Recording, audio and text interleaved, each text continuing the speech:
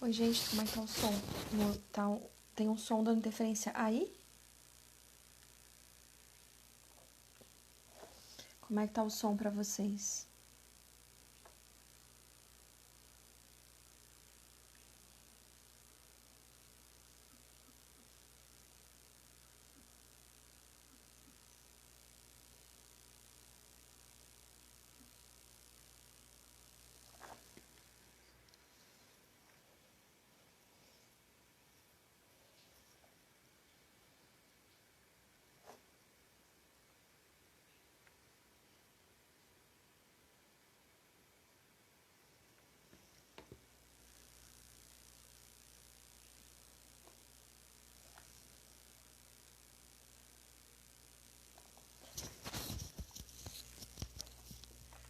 Vê se ainda tá com interferência. Oi, gente, vi a Grazi, vi o João entrando aqui no Insta. Tô só avaliando uma interferência de som que tá aparecendo.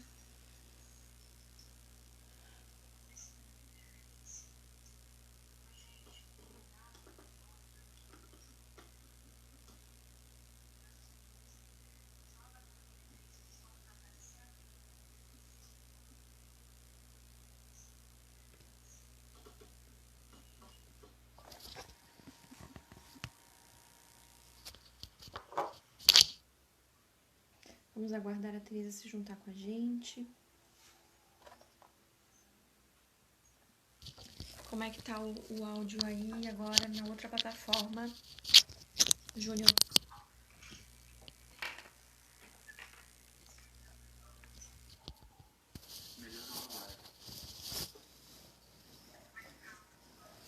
Tá bom agora? Oi, gente, que bom ter vocês com a gente.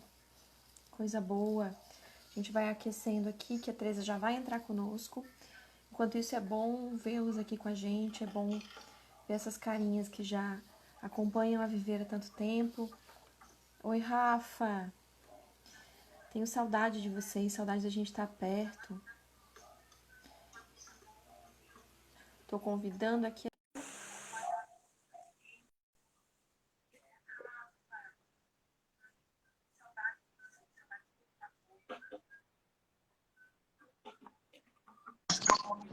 Tá baixo o som, vocês estão conseguindo me ouvir bem?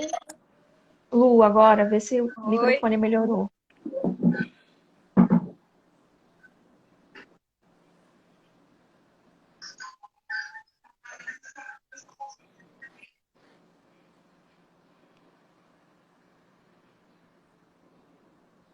Oi, gente. Coisa boa estar com vocês. Agora a gente tá tudo certo. Estamos nos ouvindo, estamos nos vendo. Eu sou a Amanda, quero agradecer a participação de todos vocês que estão sempre com a gente aqui pela Viver. Esse é um momento muito importante, né? Já que nós estamos em setembro. Eu aqui me chamo Amanda, para aqueles que não conhecem. Para aqueles que conhecem também costumam me chamar Amanda. Sejam bem-vindos à nossa live. Sou professora da Viver Mais Psicologia. A gente vai bater um papo muito legal sobre um tema muito atual que nos preocupa bastante, que é justamente depressão e suicídio. Nos aflige muito, eu sei que a gente está aquecido para isso, porque nós estamos no Setembro Amarelo, e gostaria também de contar com a participação de vocês que estão aqui conosco, para fazerem perguntas, para fazerem considerações.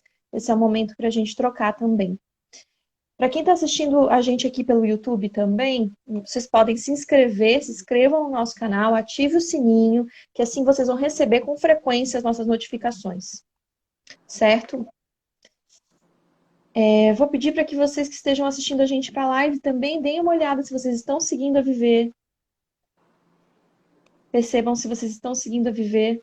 É muito importante que vocês estejam nesse momento com a gente, porque também todas as lives elas vão sendo, vocês vão receber notificações das lives, vocês vão receber notificações dos cursos, tem muita possibilidade de participação com cursos e algumas promoções para vocês também fazerem participação. Então, se vocês estão no Instagram, se vocês estão no YouTube, vocês conseguem ficar atentos tanto aos nossos novos cursos quanto a essas possibilidades de participação, certo? Eu vi, Ana, que foi agora só para o Instagram. Caiu aqui a nossa página do YouTube.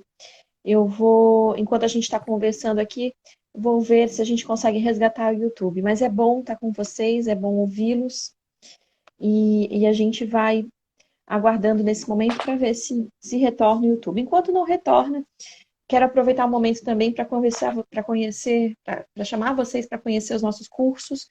A gente está com um site novo, com uma cara linda, né? O site Viver Mais Psicologia. Lá vocês podem ver os nossos cursos de complementação, de graduação, de pós-graduação. Nós estamos aí com a pós-graduação em psicoterapia infantil e adolescente. Veio pela Sabrina, que bom, bom te ter aqui. E essa pós, ela vai ter previsão de início lá entre os dias 13 e 14 de novembro. A pós-graduação em psicoterapia de casal e família, com previsão de início para os dias 20 e 21 de novembro.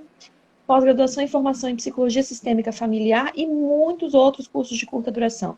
Então, a gente vai ter também perdas e lutos aí na próxima semana, que é um curso de complementação, marketing para psicólogos e muitos outros cursos. O nosso site é vivermaispsicologia.com.br. Acessem lá e fiquem atentos às nossas novidades aí. Tem muita coisa boa chegando, a gente está aí também dialogando com outras áreas, né, com outras abordagens da psicologia, para que a gente possa expandir também a nossa possibilidade de fazer psi. Hoje a gente vai falar um pouco sobre depressão e suicídio, e a gente tem aqui conosco, então, para falar sobre isso, a nossa médica maravilhosa. Todo mundo que já teve aula comigo sabe que eu não canso de falar dessa mulher, né? Todo mundo sabe que, para mim, né, eu tenho um carinho muito grande pela psiquiatria, pela forma como ela faz, né? E nesse sentido nós trazemos aqui a médica psiquiatra maravilhosa, mãe, mulher poderosa, Tereza Cristina. Oi, tudo Tereza, bom? como é que tu tá? Tá tudo certo por aí? Tô aqui, tô adorando assim a Amanda blogueira, amei. Tá muito Viu profi. só? Aham. Daqui a pouco eu vou fazer uma tag pra gente poder responder, como se fosse um jogo dramático. A gente Sim. vai, nesse momento, escutar um pouquinho a Tereza, ela vai trazer um pouco das perspectivas dela sobre o tema. E qualquer dúvida que vocês tenham, vocês vão anotando aí no Instagram para a gente poder dialogar, certo? Tereza, tá contigo. Ah, muito obrigada. Então, eu estava pensando no que a gente poderia abordar, porque o suicídio, que bom que tem o setembro amarelo, né? Mas a ideação suicida, o comportamento suicida, o paciente com risco de suicídio, para a gente que trabalha com saúde mental, é algo que está sempre presente, né? Traz muita angústia, tanto para a gente quanto para os pacientes. E eu estava pensando num paciente meu que consultou, um paciente novo, jovem, que veio semana passada, e ele chegou com muitos sintomas, né? E sintomáticos já há 3 anos, assim, há 2, sem dormir, enfim. Aí eu perguntei para ele, meu, mas como é que tu conseguiu ficar tanto tempo assim, né? Tanto tempo mal, assim, com tantos sintomas? Ele falou, é culpa de vocês. E eu, por quê? Porque tu devia, vocês psiquiatras, a senhora, deveriam estar mais na mídia, explicando pra gente quando que a gente tem que ir, né? Aí eu falei assim, pois é mesmo, né? Ele falou, não, tu tem que fazer live, tem que fazer isso, tem que fazer aquilo. E eu achei interessante, porque realmente, né, a gente tem que assumir a responsabilidade. Porque, no caso dele, a questão que estava, como em muitos, né, a maioria, a questão que pega muito é o estigma, o medo de ir ao psiquiatra, o medo dos medicamentos, o medo do que significa ter um diagnóstico, né? Que são medos, assim, que, claro, a gente vai ver no contexto histórico, que realmente, né, a psiquiatria, o tratamento médico dentro da saúde mental, teve uma época, tem um passado muito péssimo, assim, na época que não existiam medicamentos, enfim. Ainda bem que veio toda essa luta antimanicomial, mas hoje em dia a gente está numa realidade totalmente diferente, né? Onde a maioria dos medicamentos, o arsenal que se usa dentro do consultório psiquiátrico, não é o que se fala aí na mídia, não são os medicamentos que os rockstars usam para se matar, enfim, não tem nada a ver com isso, né? Só que pena. Então, eu acho que essa live que eu posso aproveitar nós, né, para desmistificar isso e prevenir suicídios. Exatamente, exatamente. E acho que tem uma coisa, Tereza, de que né, um mito de que se a gente fala sobre o suicídio, a gente fomenta, né? Como é que você percebe isso? Na medicina, quando eu fazia faculdade de medicina, inclusive era não orientado, mas assim, mas por que tu perguntou isso?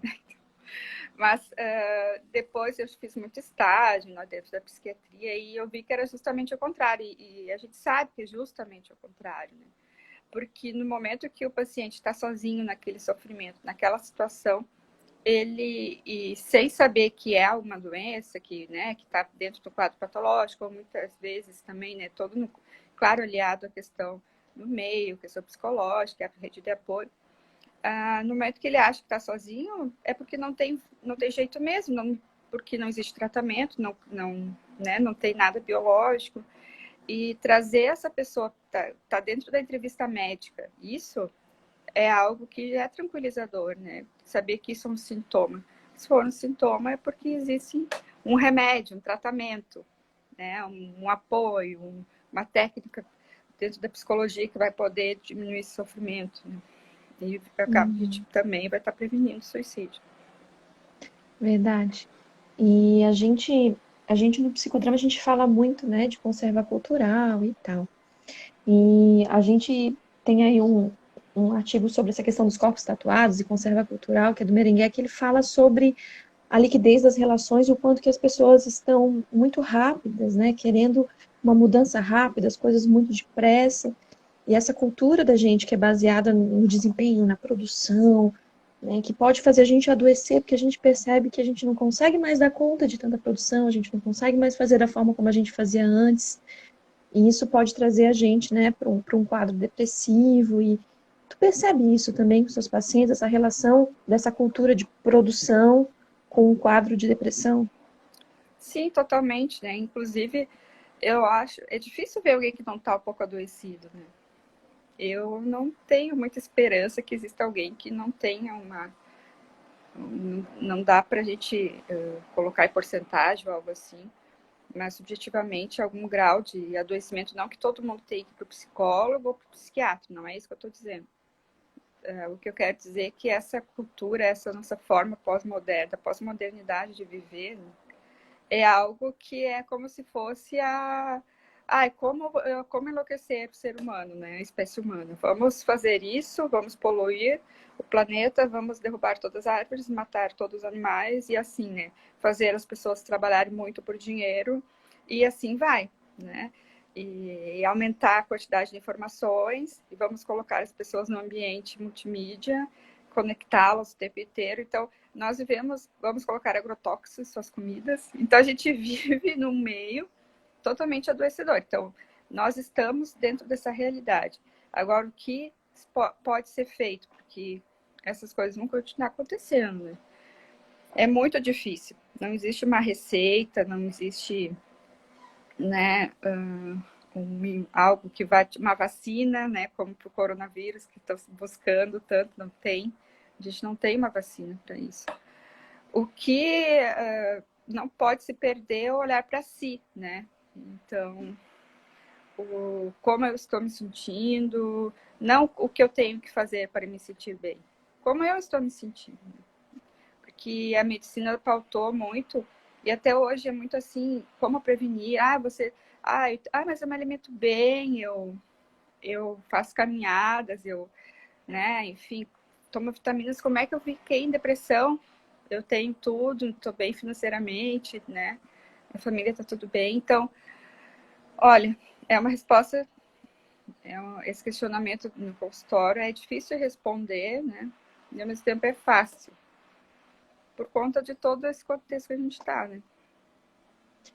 Eu acho que isso que tu traz trazendo é muito importante, né? Então, a gente tem um contexto cultural que nos adoece, a gente tem um fator genético, que também nos torna mais propensos, né? E o que que acontece, né, organicamente dentro da gente? Quais são os fatores que estão aqui? Como é que tu pode explicar para a gente de um jeito fácil, né? O Uhum. que que acontece dentro do corpo da gente quando a gente começa a entrar numa questão de humor deprimido? O que eu estava falando antes de todo esse estresse dentro essa questão do planeta, nós seres humanos dentro desse ecossistema, também está doente, como a gente não vai adoecer, né? E do ponto de vista, se a gente for ver o nosso ser, assim, microbiologicamente, hoje a gente já sabe que a depressão, o quadro depressivo, ele é um quadro microinflamatório, por exemplo, assim, é um quadro inflamatório do organismo que está totalmente estressado, com liberação de muitas substâncias ruins no corpo, radicais livres, enfim, para dar um exemplo mais, assim, né? Claro que é mais complexo, mas nós estamos no meio disso, e isso é causado pelo quê? Por tudo que eu falei, aliado a emoções, né? Essas emoções ruins. Não estou dizendo que a gente não pode ficar triste, mas às vezes são muitas notícias, são aquela dor ao redor, né? E acaba que a gente vai se afetando. E hoje a gente sabe que a depressão não é algo, meu cérebro é deprimido, eu sou vítima disso, né? Eu gosto bastante de frisar isso, não. Nós estamos em constante interação e sim, o estresse vai causar adoecimento do corpo, né?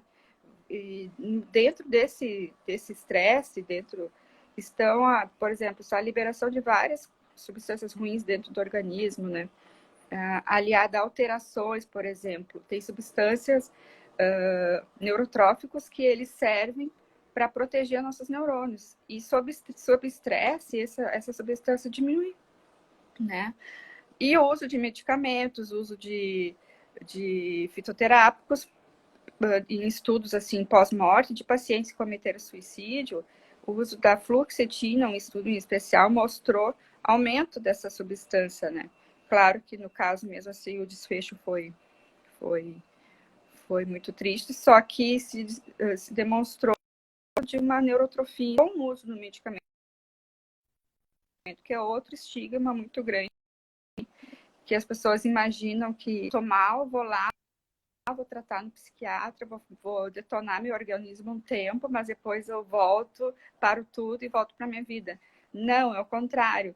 No momento que tu está fazendo o tratamento adequado, tu está protegendo o teu sistema nervoso central, tu está protegendo o teu corpo, né? Tu está trazendo para o teu corpo ferramentas para que ele consiga lidar melhor com o estresse, até por conta da susceptibilidade genética de cada um. Perfeito. E uma coisa que tu trouxe que é muito interessante, tu disse as interações, a gente está tá adoecendo nas interações, né? São as relações mesmo.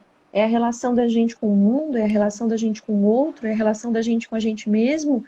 E aí, no caso da depressão, a gente fala muito também da culpa, né? Que essa culpa, ela está muito relacionada. A pessoa só consegue fazer vínculos de culpa. E aí, essa culpa, ela cria um grande acusador que vive na relação dessa pessoa com ela mesma, com o outro, em que esse grande acusador oprime, pune, julga, reduz, né? E aí a pessoa não consegue ter uma resposta. E por isso a gente fala no psicodrama de espontaneidade, né? A pessoa não consegue encontrar dentro de si uma resposta espontânea frente a essa ação. Ela está totalmente paralisada. E a espontaneidade, ela está associada a todas essas relações, inclusive comigo mesmo. E muitas vezes, penso eu, né, não sou da psiquiatria, mas penso eu que a medicação facilita o meu contato comigo mesmo, para começar. Às vezes desanuvia, né? Eu penso que sim. Uhum. Eu penso que tem essa relação da medicação comigo mesma e com essa sensação de que a medicação ela pode fazer com que eu perceba coisas que antes eu não percebia, preste atenção em coisas minhas que tinham passado despercebido. Né? E eu acho que é uma coisa importante falar também, Tereza, que no caso da medicação, às vezes a gente demora um tempinho para acertar, porque se eu não estou conseguindo entrar em contato comigo mesmo com a medicação, talvez eu precise ir ajustando, né? Sim, com certeza, tudo é um processo, né? Então, acho que dentro do tratamento é algo que eu tento colocar que, bom, agora, né, trago para os pacientes, a gente está começando um processo, nós estamos começando, não sabemos quanto tempo vai durar, como que vai ser, mas eu vou tentar fazer o meu melhor e espero que tu também, né? Então, vamos juntos nessa caminhada que é isso, né? Usar medicamentos baseados em evidências, né? Para o perfil da pessoa que está na tua frente. Cada medicamento causa por exemplo, vou dar um exemplo assim, existe um tipo de antidepressivo que um dos sintomas colaterais dele é sono.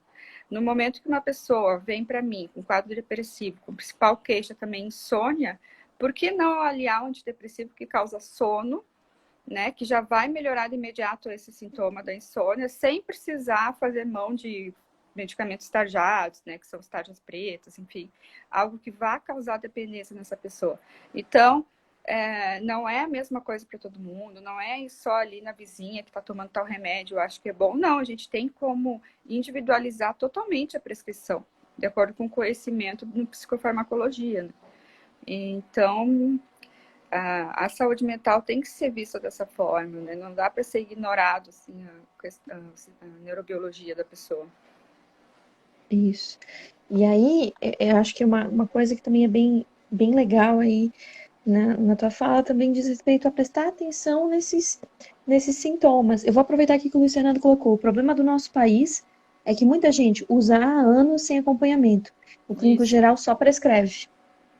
Isso é a mesma coisa, às vezes a pessoa acha, minha prima, dentro da psiquiatria, no consultório de psiquiatria, olha, minha prima toma, ou a fulana toma, eu gostaria de tomar, né? Não, não é assim, vamos, vamos conversar. E também eu acho que, como ele falou, a psicofarmacologia, na verdade, o psiquiatra, ele é um psicofarmacologista, né? E psicoterapeuta quando busca esse conhecimento. É uma arte, né? É uma coisa assim que são anos.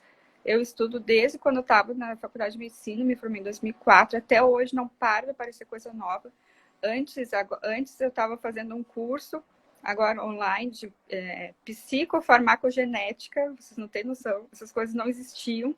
Nada disso existia para poder estar testando geneticamente os pacientes resistentes a tratamentos, né? Os psicofármacos, entendendo a metabolização, entendendo toda a parte farmacocinética, farmacodinâmica do paciente. Então, hoje em dia a gente tem muita coisa disponível. E a prescrição, acho que tem que ter um cuidado. Eu ia gostar, eu gostaria de um tratamento para mim, totalmente para mim, né? E eu acho que isso que as pessoas têm que buscar, um psicólogo que faça algo para eles, dentro da história deles, um psiquiatra que trate eles, né, a pessoa como indivíduo, dentro das necessidades, né? Tanto, eu quero dormir, eu não quero engordar, né? E assim, eu não quero ficar viciado, dependente, e é isso aí. A gente tem que dizer o que quer e ser, né? Isso. Até porque, apesar de a gente ter, né, um quadro de sintomas, um conjunto de sintomas por uma periodicidade para considerar dentro de um transtorno, a forma como esse transtorno vai se configurar para mim e nas minhas relações, a forma como esses sintomas vão interagir são diferentes, eu imagino. Não, com certeza, nós somos diferentes, né? Até ontem, anteontem estava dando aula, não me lembro, gente, eu não sei nem mais quando, que dia da semana que eu tô, tanta coisa que eu tô fazendo, outra pessoa adoecida, eu. Não, então assim, o que eu preciso fazer exercício também, mais outra coisa, sempre eu preciso. E aí eu tava falando, né, eu vendo, assim, toda vez a gente tá assim, um slide da minha aula, onde eu tava mostrando todas as estruturas, né, que poderiam estar ativadas, enfim. E é muita coisa, gente, a área da memória, são áreas até da questão motora, da percepção. Então, a gente tem quadros ansiosos, assim, eles são muito ricos. Você nunca vai ter uma pessoa com os mesmos sintomas de ansiedade, né?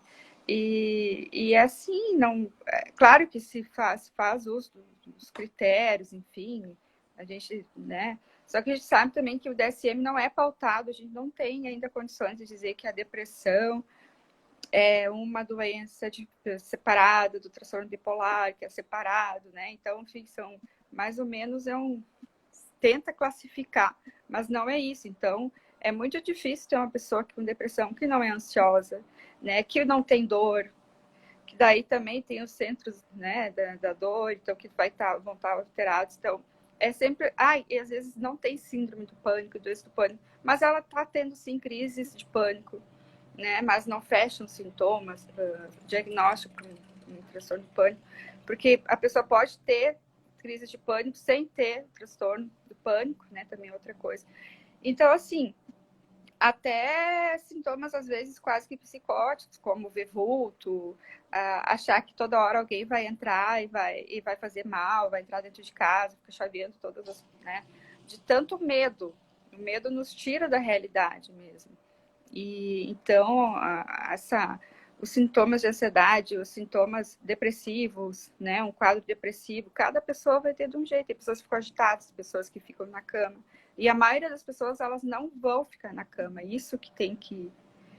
né? Aquela coisa da depressão de filme, a pessoa ali mal, sem conseguir se mexer, que morre... Antigamente se morria de desgosto, né?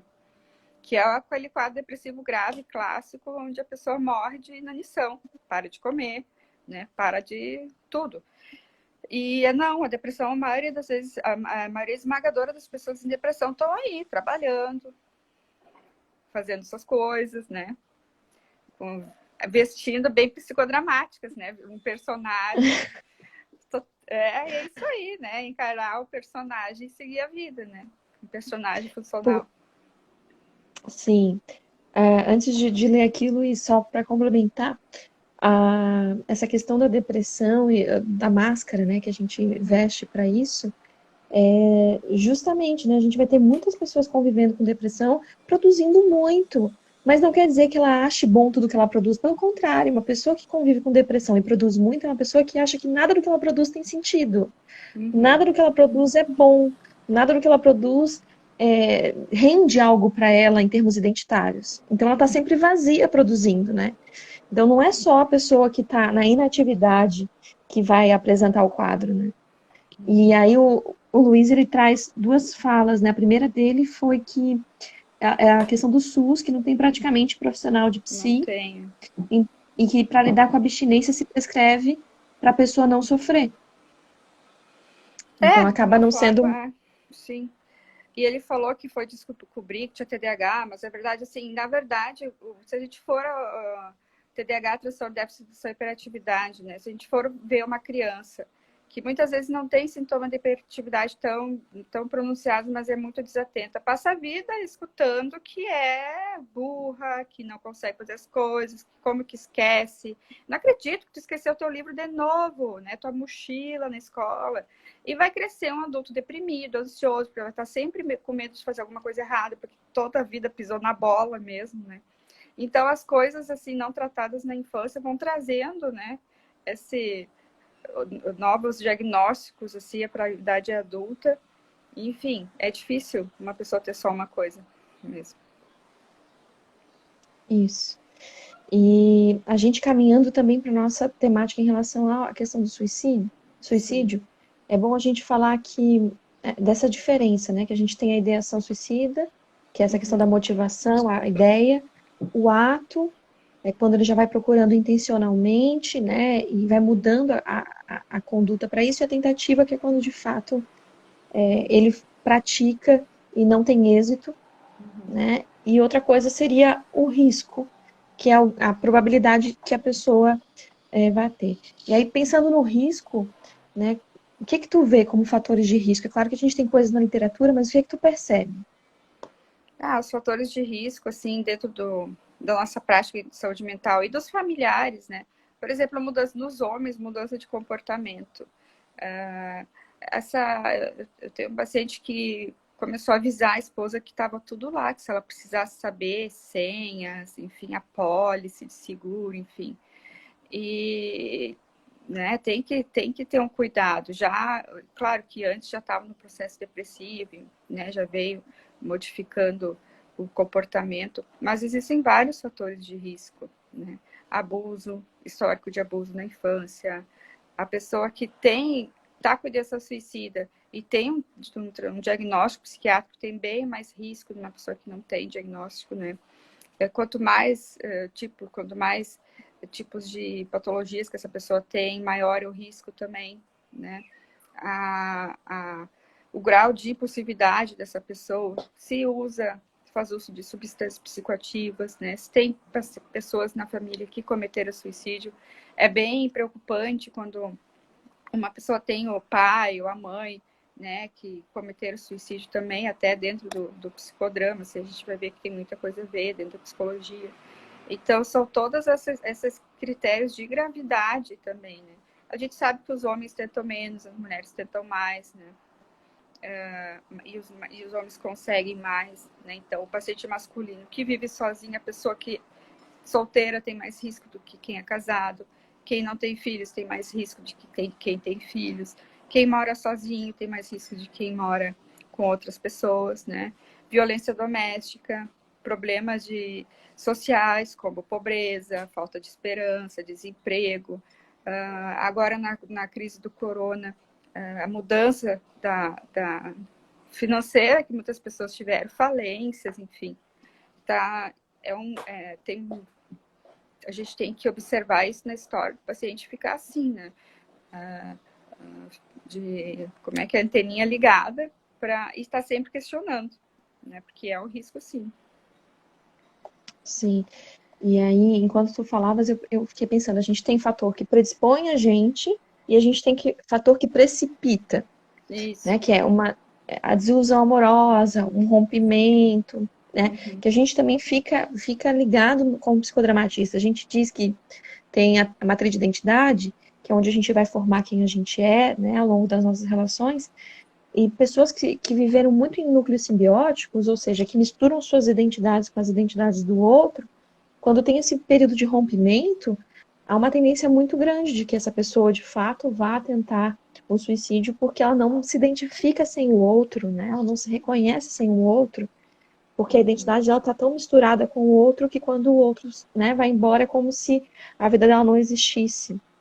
Isso é muito comum em E casais, assim, né? Que estão há 50 anos casados, mas é tão louco que a pessoa começa a adoecer, no caso, não tenta suicídio, enfim, mas a gente vê dentro da natureza, assim, do ser, que o corpo vai desligando, assim, na prática. Mas também tem o risco de suicídio né, nesses casos, né, de casamentos, perda de entes queridos, enfim. E o Bustos pede para a gente prestar atenção. Ele diz que tem um momento em que algo nasce ao morrer e morre ao nascer.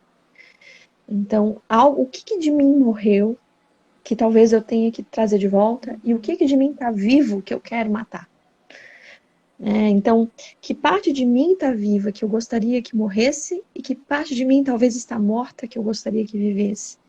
E aí a gente vai na terapia também fazendo esse movimento, né, constante, para a gente poder identificar com o paciente que partes são essas, né, que ele precisa reencontrar. Eu imagino que na tua atuação, tu deve encontrar muita gente que chega para ti dizendo que tá vindo porque a família disse que era para vir, porque não tem mais nenhuma vontade de continuar existindo e tal. E como é que tu percebe que também é a atuação da medicação em relação a essa questão que é da ideação? Tu diz como que com medicamento eu posso fazer algo a respeito, assim? Isso. Enfim, geralmente os pacientes mais graves, eles vêm trazidos por familiares, até porque eles não têm esperança nenhuma, né? Mas que bom que alguns, né, concordam. E até o profissional. Dentro do arsenal psicofarmacológico, tem sim como se, com um bom suporte familiar, com que essa pessoa reduza bastante as ideias suicidas e melhora a qualidade de vida dentro dessa crise depressiva grave que está passando, né?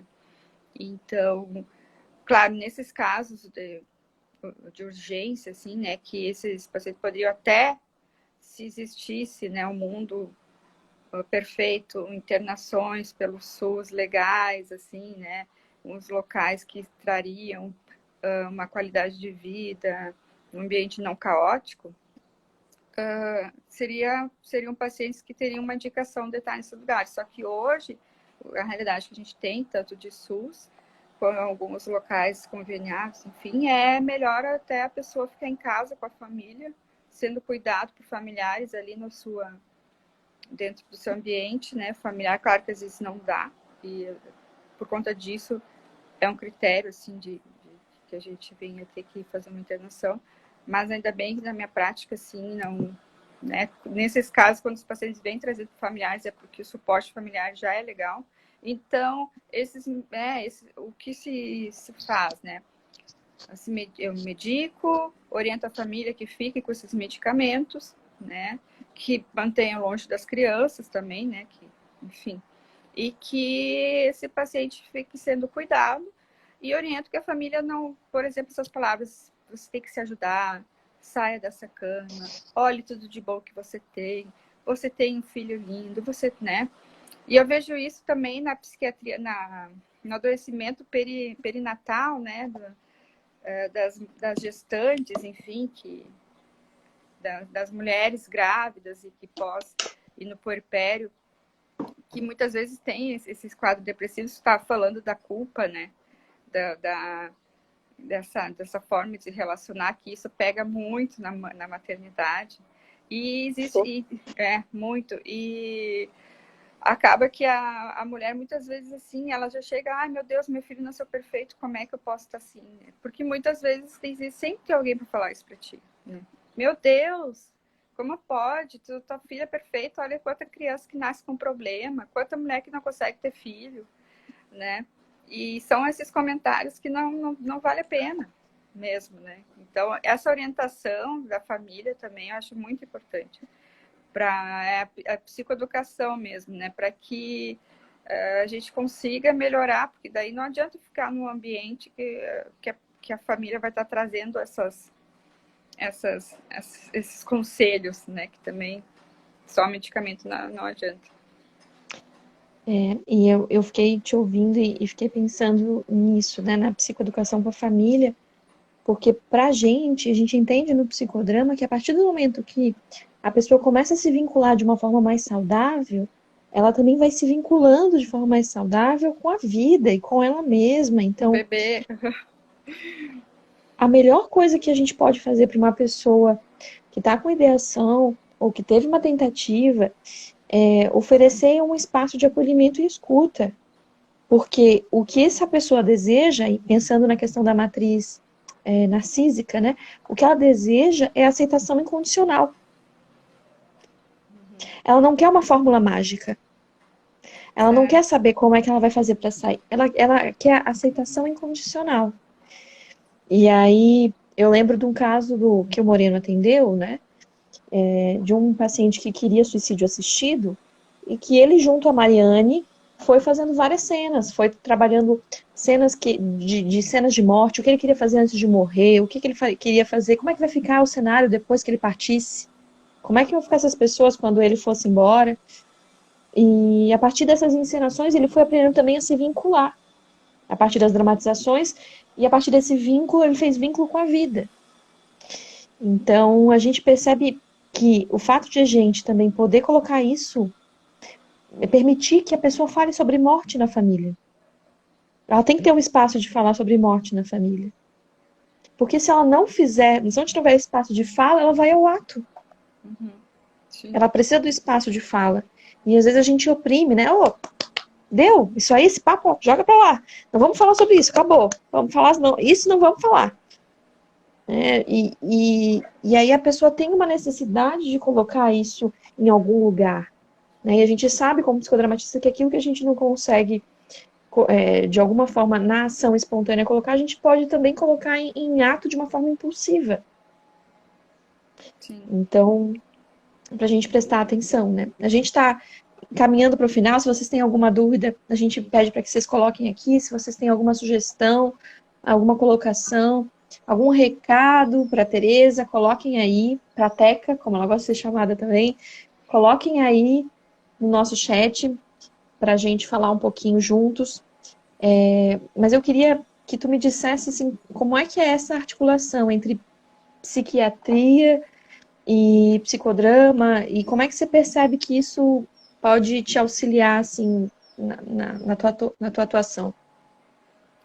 Bom, primeiro que sou tua fã, né? Eu queria poder traduzir tudo no psicodrama, assim, que nem tu faz. Um dia eu chego lá, mas eu acho assim que um exercício que eu acho bem legal, né, que até a Alexandra que ensinou na minha turma, de colocar para o paciente, assim, para ele conversar com a parte que quer morrer, né, e fazer esse diálogo com a parte que quer viver, né, então acho que o psicodrama é muito legal, porque traz muitas ferramentas e eu digo que com esse exercício eu já salvei algumas vidas, assim, né, pelo menos 2 que eu sei que com certeza no meu consultório foram salvas por conta do psicodrama, né? E é isso aí, na verdade, esse paciente do suicídio assistido, que ele queria era ajuda, ele queria falar, né? E a forma que ele conseguiu. Não, eu quero uma morte assistida, eu quero poder escolher. Mas existem muitas contribuições, assim, muitas... até para entender, né, essa matriz de identidade, a vida mesmo dessa pessoa na nossa frente, né? O que também vai estar esperando de mim como profissional, de acordo com tudo isso, essa matriz da conserva, enfim, que ele está vivendo. Isso é muito rico, enriquece muito a minha forma de poder estar interagindo e podendo estar colocando a psiquiatria junto disso, né? Que sair um pouco dessa forma que eu aprendi, assim, é mais, né, quadradinha e não vou dizer pobre, mas perto enfim, existe outro adjetivo, mas assim, que às vezes perdia muita riqueza da pessoa, assim, né, do indivíduo ali na minha frente, perdia muito, assim, dele, se perdia muito do que eu poderia estar trabalhando, né, mas eu acho que o psicodrama está aí para levar uma melhora no atendimento, uma melhora mais rápida também, que eu vejo que a resposta ao psicodrama psicoterapêutico, assim, é muito legal. Depois uma técnica, assim, é muito frequente que os pacientes voltem várias vezes a falar daquele dia, né? Eu acho maravilhoso. O Luiz Fernando colocou aqui, minha família, apesar de boa, achava tudo frescura. Daí eu mesmo fui lá, estudei, mostrei aos meus pais e convenci a eles a me acompanhar. É isso aí. A Júlia colocou que adorou. O Luiz Fernando está dizendo que passou muito rápido. A Sabrina disse que achou legal conhecer essas ideias. O Luiz queria um profissional que trabalha com psicodrama em Balneário Camboriú e atenda por plano. A gente tem umas indicações, mas depois você coloca na própria página da Viver, você pede indicações, que a gente tem uma lista de profissionais e a gente pode depois te passar. Mas aí você coloca aqui no direct para Viver, que aí o pessoal te responde, tá bom?